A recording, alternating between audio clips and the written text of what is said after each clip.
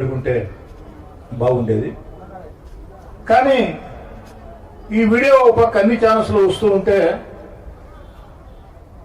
నేనెక్కడ ఒక మాట కూడా దీనికి కారణం ఎవరోని నేను మాట్లాడక ముందే గుమ్మడికాయలా దొంగ ఎవరు అంటే భుజాలు తౌడుకున్నట్టు వైఎస్ఆర్ కాంగ్రెస్ పార్టీ మీడియా రోత పత్రిక సాక్షి ప్రవర్తిస్తుంది. నేను పోలీస్ శాఖను కోరేది ఒకటే,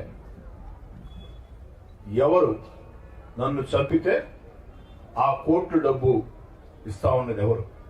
డబ్బే డబ్బు అన్నారు. ఆ డబ్బు ఎవరు ఇస్తామని చెప్పారు? దయచేసి దాన్ని తేల్చండి. తేల్చాల్సిన బాధ్యత పోలీస్ యంత్రాంగం మీద ఉంది.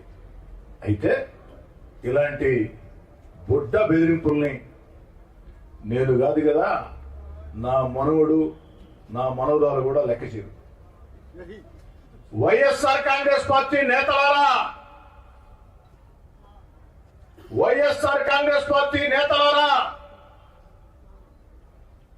నన్ను హత్య చేయిస్తామని హత్య చేస్తామని మాట్లాడిన రౌడీ షీటర్లారా, గూండాలారా, మీ బెదిరింపుల్ని నేను కాదు, నా వెంట నడిచే నాయకులు కార్యకర్తలే కాదు, నా తమ్ముడు కోటరెడ్డి గియే కాదు, 7 ఏళ్ల వయసుండే నా మనవరాలు, 6 ఏళ్ల వయసుండే నా మనవడు కూడా భయపడ్డు.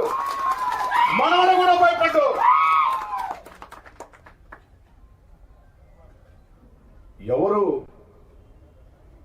జీవితకాలం బతకరు అంటే భూమి ఉన్నంతకాలం ప్రతి మనిషికి ఏదో ఒక రోజు మరణం వస్తుంది.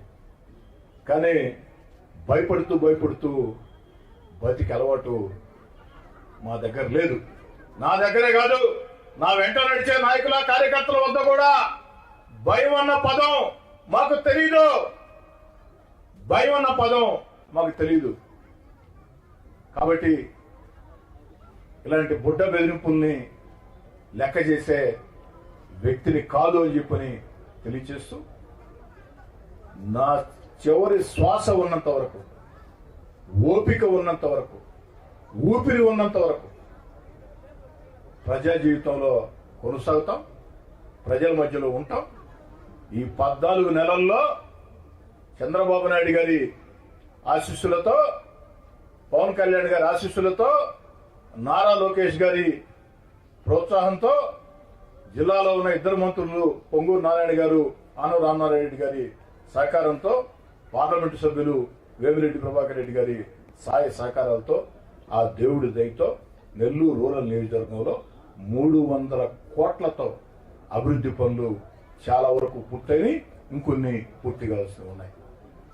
రూరల్ నియోజకవర్గంలో ఎవరైనా నా వద్దకు వచ్చి సమస్య ఉంది అంటే, ఎలాంటి సమస్య అయినా అది పరిష్కారం కావాలా అనే తత్వం నాది. ఎవరు ఫోన్ చేసినా, ఏ సమయంలో ఫోన్ చేసినా ఫోన్ ఎత్తి సమాధానం చెప్పి ఆ బాధల్లో కష్టాల్లో ఉన్న వ్యక్తులకి వెంట నడిచే తత్వం నాది. కాబట్టి నెల్లూరు రూరల్ నియోజకవర్గంలో మరింత ఉత్సాహంతో ఈ అభివృద్ధి పనులు ముందుకు సాగిస్తాం. చంద్రబాబు నాయుడు గారు పెట్టిన సంక్షేమ పథకాలు అరువులకు అందిస్తాం. కష్టం నష్టం అని ఏ ఒక్కరు వచ్చినా అండగా నిలబడతాం. చివరి శ్వాస ఉన్నంత వరకు కూడా ప్రజా జీవితంలో కొనసాగుతాం. ఇలాంటి బెదిరింపుల్ని లెక్క చేయనని చెప్పి తెలియజేస్తూ సెలవు తీసుకుంటాం.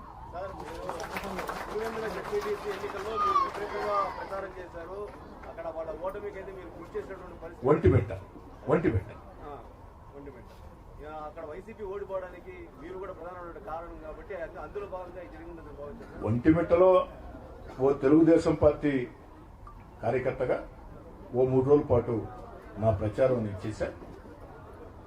మీకు అందరూ కూడా తెలుసు.